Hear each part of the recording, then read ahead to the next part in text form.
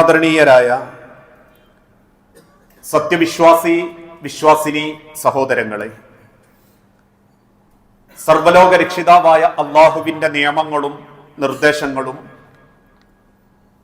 അന്ത്യപ്രവാചകൻ മുഹമ്മദ് മുസ്തഫ റസൂലുള്ളാഹി സല്ലല്ലാഹു അലൈഹി വസല്ലമയുടെ ജീവിതചര്യകളും സ്വന്തം ജീവിതത്തിന്റെ എല്ലാ രംഗത്തും അള്ളാഹുവിനെ സ്നേഹിച്ച് ജീവിക്കണമേ എന്ന് ആദ്യമായി ഉണർത്തുകയാണ്, വസിയത്ത് ചെയ്യുകയാണ്.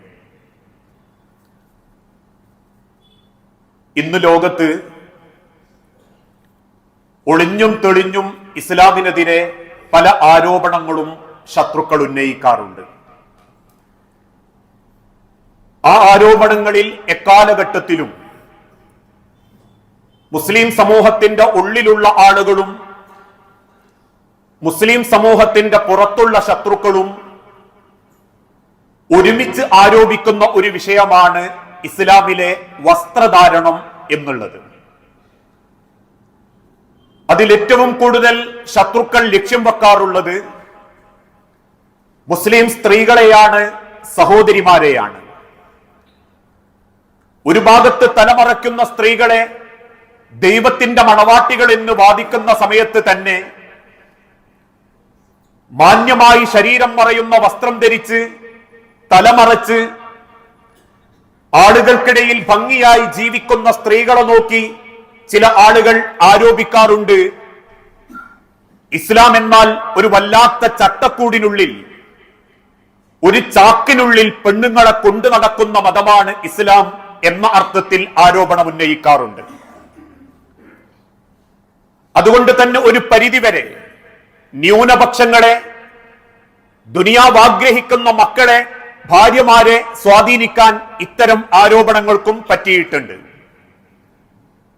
അതുകൊണ്ടാണ് നമ്മൾ ജീവിച്ചുകൊണ്ടിരിക്കുന്ന ഈ കാലഘട്ടത്തിൽ സ്ത്രീകളുടെ പുരോഗമനമെന്നാൽ, സ്ത്രീ ശാക്തീകരണമെന്നാൽ അത് വസ്ത്രമൈക്കലാണെന്നും ശരീരത്തിൽ ധരിച്ചിരിക്കുന്ന വസ്ത്രത്തിന്റെ അളവ് കുറയ്ക്കലും അന്യപുരുഷന്മാർക്കിടയിൽ ആകൃഷ്ടമാക്കപ്പെടുന്ന വസ്ത്രം ധരിക്കലുമാണ് പുരോഗമനം എന്ന് ചിന്തിക്കുന്ന ഒരു കൂട്ടം സ്ത്രീകൾ ഇന്ന് സമൂഹത്തിൽ കൂടിക്കൊണ്ടിരിക്കുകയാണ്. മറ്റൊരു കൂട്ടരെ സംബന്ധിച്ചിടത്തോളം ആണ് പെണ്ണായും പെണ്ണ് ആണായും, ആണിനെ പോലെ വസ്ത്രം ധരിച്ച് ആണിനെ പോലെ മത്സരിച്ച് ഞങ്ങൾക്ക് ജെൻഡർ ന്യൂട്രാലിറ്റി വേണം, ഞങ്ങൾ ആണുങ്ങളെക്കാളും മേലെയാവണം എന്ന ഫെമിനിസ ചിന്തയോടുകൂടി പുരുഷന്മാരോട് മത്സരിക്കുന്നു, സമൂഹത്തോട് സംവദിക്കുന്നു എന്ന പേര് പറഞ്ഞ് ആണിന്റെ വസ്ത്രമിട്ട് നടക്കും. മൂന്നാമത്തൊരു കൂട്ടർ കേവലം ദുനിയാവിലെ നൈമിഷികമായ ലൈക്കിനും ഷെയറിനും വേണ്ടി അവനവന്റെ ഉടുത്തുണി ഉരിയുന്ന ഒരു കാലഘട്ടത്തിലാണ് ഇന്ന് ഞാനും നിങ്ങളും. കാരണം ശരീരം ഉരിഞ്ഞാലേ ശ്രദ്ധിക്കപ്പെടൂ, വസ്ത്രം അയിച്ചാലേ ശ്രദ്ധിക്കപ്പെടൂ. ശരീരത്തിന്റെ ഭാഗങ്ങളിലുള്ള വസ്ത്രങ്ങൾക്കൊക്കെ ഇറുക്കവും ആളുകളെ ആസ്വദിപ്പിക്കുന്ന ചില കീറലുകളുമൊക്കെ ഉണ്ടെങ്കിലേ അവനവന്റെ ചാനലുകളൊന്ന് ഭംഗിയാവൂ എന്ന തെറ്റിദ്ധാരണയോടുകൂടി കുടുംബത്തിലെ സ്ത്രീകൾ പോലും വസ്ത്രമയിച്ചിടുന്ന ഒരു സോഷ്യൽ മീഡിയ ലോകത്താണ് ഇന്ന് ഞാനും നിങ്ങളും. ഇതൊക്കെ കേൾക്കുമ്പോഴും ഇതിനെതിരെ സംസാരിക്കുമ്പോഴും എന്നും മുസ്ലിം സമൂഹത്തിലുള്ള ചില ആളുകൾ, നവയാഥാസ്ഥികർ, അവർ പരിഹാസത്തോടുകൂടി ചോദിക്കുന്ന ഒരു ചോദ്യം, നിങ്ങൾ എന്തിനതൊക്കെ കാണണം? നിങ്ങൾക്കതൊക്കെ അങ്ങ് പൂട്ടിവെച്ചാ പോരെ? നിങ്ങൾ എന്തിന് ഫേസ്ബുക്ക് ഉപയോഗിക്കണം? നിങ്ങൾ എന്തിന് വാട്സപ്പ് ഉപയോഗിക്കണം? നിങ്ങൾ എന്തിന് സോഷ്യൽ മീഡിയ ഉപയോഗിക്കണം? താല്പര്യമുള്ളവർ കണ്ടാ പോരെ, ബാക്കിയുള്ളവരങ്ങ് അടിച്ചുവിട്ടാ പോരെ എന്ന് ചോദിച്ച് ന്യായീകരിക്കുന്ന മുസ്ലിം കുടുംബങ്ങളും അമുസ്ലിം സമൂഹങ്ങളും നമ്മൾക്കിടയിലുണ്ട്. അവരോട് ഉലമാക്കൾ കൊടുക്കുന്ന ഒരു മറുപടി, സോഷ്യൽ മീഡിയ ആയാലും നാടായാലും അതൊരു പൊതു പ്ലാറ്റ്ഫോമാണ്. അവിടെ ഇന്നവരെ കയറാൻ പാടുള്ളൂ, ഇന്നവർക്കേ സാഹചര്യമുള്ളൂ എന്നൊരാളും ഒരു നിബന്ധന വെച്ചിട്ടില്ല. അതുകൊണ്ട് തന്നെ പൊതുസമൂഹത്തിന്റെ മുൻപിൽ ഇത്തരത്തിൽ വേഷം കെട്ടുന്നത് നോക്കുന്ന ആളുകൾ കണ്ണു തിരിച്ചാ പോരെ, അവരെ മനസ്സിനല്ലേ കുഴപ്പം എന്നല്ല ഒരാൾ ചിന്തിക്കേണ്ടത്. എന്നിട്ട് അവരുപമിച്ചു, ഒരു നാട്ടിലെ പൊതുസമൂഹത്തിൽ വന്ന് വിസർജിച്ചു വെച്ചവര് ഒരു അങ്ങാടിയിൽ വിസർജിച്ചു വെച്ചിട്ട് അതാരും മണക്കരുത്, താല്പര്യമുള്ളവർ മണത്താ മതി എന്ന് പറയുന്നവരെ പോലെയാ മാന്യമായി വസ്ത്രം ധരിക്കാതെ അങ്ങാടിയിൽ ഇറങ്ങി അല്ലെങ്കിൽ സോഷ്യൽ മീഡിയയിൽ ഇറങ്ങി സൗകര്യമുള്ളവർ കണ്ടാ മതി, അല്ലാത്തവർ സ്കിപ്പടിക്കട്ടെ എന്ന് വാദിക്കുന്ന ദുഷ്ട മനസ്സുള്ള വ്യക്തികൾ. അതുകൊണ്ട് തന്നെയാണ് 1400 വർഷങ്ങൾക്ക് മുൻപ് അള്ളാഹുവിന്റെ ഹബീബായ പ്രവാചകൻ സല്ലല്ലാഹു അലൈഹി വസല്ലമ ഇസ്ലാമിലെ ആ വസ്ത്രധാരണത്തെ പറ്റി കൃത്യമായി ബോധ്യപ്പെടുത്തിയിട്ടുണ്ട്. ഇന്ന് ആ വസ്ത്രമായിരുന്നു ഏറ്റവും ഭംഗി എന്ന് സമൂഹം തിരിച്ചറിയുമ്പോൾ അത്തരത്തിലുള്ള ചിന്തകളിലേക്ക് നമ്മളെ മക്കളെയും സമൂഹത്തെയും എത്തിക്കുക എന്നുള്ളത് ഇന്നേറെ ശ്രമകരമായ ഒരു കാര്യമായി മാറിക്കൊണ്ടിരിക്കുകയുമാണ്. വിശുദ്ധ ഖുർആനിന്റെ വെളിച്ചത്തിൽ അള്ളാഹുവിന്റെ തിരുദൂതൻ ഒരിക്കൽ ഓർമ്മപ്പെടുത്തി, അന്ത്യനാളിന്റെ അടയാളത്തിൽ പെടുന്ന ഒരടയാളം ഈ സമൂഹത്തിൽ നിന്നും ലജ്ജ ഉയർത്തപ്പെടും. ആളുകൾക്ക് ലജ്ജയുണ്ടാവാതായി പോകും. അയ്യേ നാണക്കേടല്ലേ എന്ന് ചിന്തിക്കുന്ന ഒരു കുറ്റബോധം പോലും ആളുകൾക്ക് ഇല്ലാതാവും. എന്നിട്ട് അള്ളാഹുവിന്റെ ഹബീബ നബിത്തങ്ങൾ ഓർമ്മപ്പെടുത്തി, അൽ ഈമാൻ ബിദ്ഉൻ വസബ്ഊന ശുഅബ, ഈമാൻ എന്നാൽ 70 പരം ശാഖകൾ ആ ഈമാനുണ്ട്. ഈമാൻ എന്നാൽ 5 വക്ത് നമസ്കരിക്കലും വിശുദ്ധ ഖുർആൻ ഓതലും ഹജ്ജ് ചെയ്യലും ഇത് മാത്രമല്ല ഈമാൻ. അഫ്ദലുഹാ ഖൗലു ലാ ഇലാഹ ഇല്ലല്ലാഹ്, ഏറ്റവും ശ്രേഷ്ഠം അല്ലാഹുവിനെ മാത്രം ആരാധിക്കലാണെങ്കിൽ വഅദ്നാഹ, അതിന്റെ ഏറ്റവും അവസാനത്തെ ഈമാനിന്റെ ലക്ഷണം ഇമാത്തത്തുൽ അദാ അനിത്വരീഖ്, ഒരു വഴികളിൽ നിന്ന് ആ വഴി പ്രയാസം നീക്കി ആളുകൾക്ക് എളുപ്പമാക്കി കൊടുക്കല. എന്നിട്ട് അല്ലാഹുവിന്റെ തിരുദൂതൻ പഠിപ്പിച്ചു, അൽ ഹയാഉ, ലജ്ജ ശുഅബത്തു മിനൽ ഈമാൻ, അത് ഈമാനിന്റെ ഭാഗമാണെന്ന് വിശുദ്ധ ഖുർആനിന്റെ വെളിച്ചത്തിൽ അള്ളാഹുവിന്റെ തിരുദൂതൻ പഠിപ്പിച്ചു. അതുകൊണ്ട് തന്നെ ഒരു വിശ്വാസിയാണോ, ദൈവത്തെ ആഗ്രഹിക്കുകയും റബ്ബിന്റെ സ്വർഗം ആഗ്രഹിക്കുകയും ചെയ്യുന്നവരാണോ, അവർ അവരുടെ വസ്ത്രത്തിൽ ചില ശ്രദ്ധകൾ കാണിക്കേണ്ടതുണ്ട്. അണിഞ്ഞൊരുങ്ങുന്നവരും ആളുകൾക്ക് മുൻപിൽ ശരീരം പ്രദർശിപ്പിക്കുന്നവർക്കും അവരുടേതായ ധാരണകൾ ഉണ്ടാവാം. പക്ഷെ ഒരു വിശ്വാസിയാണെങ്കിൽ നാളെ മരണപ്പെടേണ്ടതാണെന്ന പൂർണ്ണ ബോധ്യത്തോടുകൂടി റബ്ബിന്റെ ആഹാരം എന്ന ലോകത്തെ പറ്റി ചിന്തിക്കുന്നവരാണെങ്കിൽ, അതാണാവട്ടെ, പെണ്ണാവട്ടെ, മക്കളാവട്ടെ, ഭാര്യയാവട്ടെ, അവർക്കെല്ലാം ഇസ്ലാം കൃത്യമായ ഒരു ശ്രദ്ധ വസ്ത്രത്തിന്റെ കാര്യത്തിൽ സമൂഹത്തെ പഠിപ്പിച്ചിട്ടുണ്ട്. കാരണം വസ്ത്രം അള്ളാഹുവിന്റെ അനുഗ്രഹമാണ്. ഈ ലോകത്ത് അള്ളാഹു മനുഷ്യരെയല്ലാത്ത നിരവധി സൃഷ്ടിജാലങ്ങൾ സൃഷ്ടിച്ചിട്ടുണ്ട്. ഇവിടെ മൃഗങ്ങളുണ്ട്, പക്ഷികളുണ്ട്, ആഴക്കടലിൽ ജീവിക്കുന്ന മത്സ്യങ്ങളുണ്ട്, കണ്ണുകൊണ്ട് കാണാൻ സാധ്യമല്ലാത്ത ചെറുപ്രാണികളുണ്ട്, സസ്യങ്ങളുണ്ട്, മലകളുണ്ട്. ഇങ്ങനെ ലോകത്ത് സൃഷ്ടിക്കപ്പെട്ട മനുഷ്യരല്ലാത്ത ഒരു വസ്തുക്കളും വസ്ത്രം ധരിച്ചിട്ടില്ല. ലോകത്ത് ഇന്ന് വരെ ഒരു മൃഗവും വസ്ത്രം ധരിക്കുന്നത് ഒരു നിയമമാക്കിയിട്ടില്ല. പക്ഷികൾക്ക് വസ്ത്രം നിർബന്ധമാക്കിയിട്ടില്ല. അവർക്ക് വസ്ത്രം ധരിച്ചിട്ടില്ലെങ്കിലും കാണുന്ന ആളുകൾക്ക് അതൊരു നഗ്നതയായി ഫീൽ ഉണ്ടാക്കാറില്ല.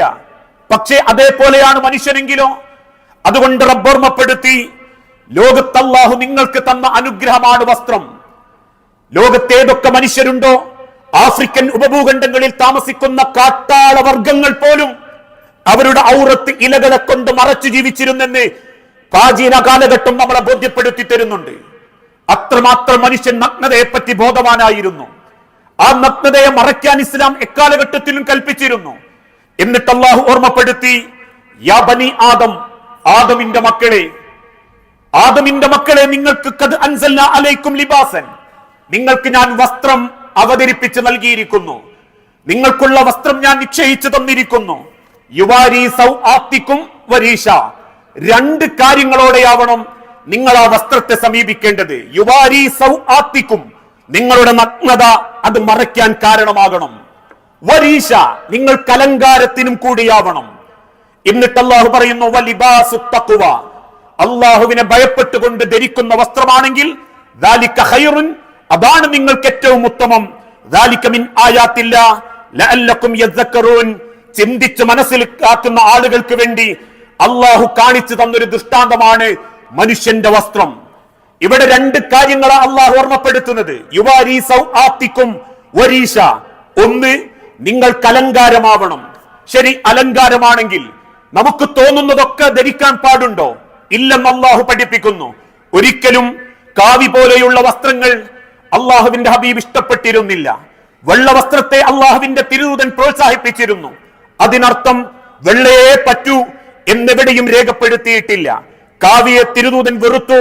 ആ നിറത്തിലുള്ള ആ രീതിയിലുള്ള വസ്ത്രങ്ങളെ ഹബീബായ നബി തങ്ങളും സഹാബത്തും വെറുത്തിരുന്നു എന്നുള്ളതല്ലാതെ അവൻ ഇന്നതേ ധരിക്കാവൂ, പാന്റ് ഉടുക്കാൻ പാടില്ല, ഇൻസൈഡ് ചെയ്യാൻ പാടില്ല, കൈ ഫുൾ കൈ ഇടാൻ പാടില്ല, അല്ലെങ്കിൽ ഇത് പാടില്ല അത് പാടില്ല എന്ന നിറത്തിന്റെയോ വസ്ത്രത്തിന്റെയോ പേരിൽ യാതൊരു നിബന്ധനയും അള്ളാഹുവിന്റെ ഹബീബ് പഠിപ്പിച്ചിട്ടില്ല. നിങ്ങൾക്ക് അലങ്കാരമാണോ ആ കളർ നിങ്ങൾക്ക് ധരിക്കാം, പക്ഷേ പുരുഷന്മാർക്ക് പട്ട് പാടില്ല. പട്ടുവസ്ത്രം പുരുഷന്മാർക്ക് അല്ലാഹു നിഷിദ്ധമാക്കിയിട്ടുണ്ട്.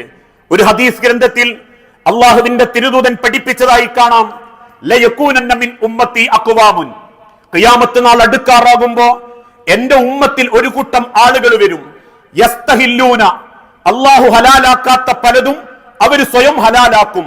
അൽ ഹിറ, ഒന്ന് വ്യഭിചാരം, വൽ ഹരീറ, രണ്ട് പട്ട്. ഇത് രണ്ടിനെയും ഉലമാക്കൾ ഒരുമിച്ച് രേഖപ്പെടുത്തി. ആണുങ്ങൾക്ക് പട്ട് നിഷിദ്ധമാ, പെണ്ണുങ്ങൾക്ക് അനുവദനീയമാ. സ്ത്രീകൾക്ക് സുഗന്ധം നിഷിദ്ധമാ, ആണുങ്ങൾക്ക് അനുവദനീയമാ. അതുകൊണ്ട് തന്നെ പട്ടുവസ്ത്രം ഒരു പുരുഷൻ ഉപയോഗിക്കാൻ പാടില്ല. മുൻകാലഘട്ടത്തിൽ അറബ് രാജ്യങ്ങളിൽ പോലും പുരുഷന്മാര് പട്ടിന്റെ വസ്ത്രം ഭംഗിക്ക് വേണ്ടി അണിയുമ്പോ അതവരുടെ കൈകളിൽ സ്വർണമാണെങ്കിൽ പോലും ആ സ്വർണം അഴിച്ചു വെട്ടിച്ചിട്ടായിരുന്നു ഉലമാക്കള് നിക്കാഹ് പോലും നടത്തിക്കൊടുത്തത് എന്ന് ഓർമ്മപ്പെടുത്തുന്നുണ്ടെങ്കിൽ, എന്റെ പ്രിയപ്പെട്ട സഹോദരങ്ങളോട്, വിവാഹത്തിന്റെ അന്ന് നമ്മൾ വാങ്ങി ധരിക്കുന്ന വസ്ത്രത്തിൽ പട്ടുണ്ടാവരുത് എന്ന ഒരു ഈമാനിക ചിന്ത ഒരാണിന് അല്ലാഹു തആല ഓർമ്മപ്പെടുത്തിയിട്ടുണ്ട്. ഇതിന്റെ കൂടെ തന്നെ റബ്ബ് ഓർമ്മപ്പെടുത്തി അവർക്ക് വ്യഭിചാരവും ഹലാലായിരിക്കും. ഉലമാക്കൾ ആ വിഷയത്തെ ഓർമ്മപ്പെടുത്തി, വസ്ത്രം ധരിച്ച് പുറത്തിറങ്ങുന്ന സ്ത്രീ മറ്റുള്ള ആളുകൾ എന്നെ വ്യഭിചരിക്കാൻ കണ്ണുകളെ കൊണ്ട് വ്യഭിചരിച്ചോട്ടെ എന്നാഗ്രഹിക്കുന്ന പെണ്ണായിരിക്കും. അന്യ പുരുഷന്മാർക്ക് ഞാനൊരു ആസ്വാദനമാകട്ടെ, എന്റെ ശരീരത്തിന്റെ രൂപം കണ്ട് അവരൊന്ന് കൊഞ്ചട്ടെ, ആ രീതിയിൽ അവരൊന്ന് ആഗ്രഹിക്കട്ടെ എന്ന ചിന്ത വെച്ച് മാത്രം വസ്ത്രം ധരിക്കുന്ന സ്ത്രീകളും ഈ സമൂഹത്തിൽ കൂടിക്കൊണ്ടിരിക്കും. ഈ രണ്ട് കാര്യങ്ങളും എത്രത്തോളം യാഥാർത്ഥ്യമായിട്ടുണ്ടെന്ന് നമ്മൾ ഓരോരുത്തരും ചിന്തിച്ചു നോക്കിയാൽ മതി. അതുകൊണ്ട് തന്നെ അലങ്കാരം എന്നതിനെ കൊണ്ട് അള്ളാഹു ഇഷ്ടപ്പെടുന്നത് മാന്യമായ വസ്ത്രം, ശരീരത്തിൽ ഭംഗിയുണ്ടാക്കുന്ന വസ്ത്രം, ആ ശരീരത്തിലേക്ക് ചേർന്ന് നിന്ന് ആളുകൾ കലോസരമുണ്ടാക്കാത്ത വസ്ത്രം, അതിന് ഇസ്ലാം അനുവാദം നൽകിയിട്ടുണ്ട്. ഇന്നതേ ധരിക്കാവൂ, കുർത്തയെ ഇടാവൂ, അല്ലെങ്കിൽ അതേ ധരിക്കാവൂ, വെളുത്ത ജുബ്ബയെ പാടുള്ളൂ എന്നൊന്നും രേഖപ്പെടുത്തിയതായി ഇസ്ലാമിക ലോകത്ത് നമുക്ക് കാണാൻ സാധിക്കുകയില്ല. രണ്ടാമത്തത് യുവാരി സൗആത്തിക്കും, സൂക്ഷ്മതയോടെയുള്ള വസ്ത്രം, ഔറത്ത് മറയുന്ന വസ്ത്രം. സ്ത്രീയാണോ മുഖവും മുൻകൈയും അവൾ മറക്കാൻ പാടില്ല. എന്നാൽ ഉലമാക്കൾ രേഖപ്പെടുത്തി മുഖം മറയ്ക്കുന്ന വിഷയത്തിൽ പണ്ഡിതന്മാർക്കിടയിൽ രണ്ടഭിപ്രായങ്ങളുണ്ട്. ഒരു സ്ത്രീക്ക് എന്റെ മുഖം മറ്റൊരാളെ കാണിക്കുന്നത് ഇഷ്ടമില്ല, അവൾക്ക് സ്വയം മറയ്ക്കാൻ താല്പര്യമുണ്ടെങ്കിൽ അവൾ മറച്ചോട്ടെ. ഒരിക്കലും നിങ്ങൾ അതിനെ ആക്ഷേപിക്കാനോ കുറ്റപ്പെടുത്താനോ അത് പറച്ചു ചീന്തി മാറ്റാനോ നിങ്ങൾക്ക് അവസരമില്ല.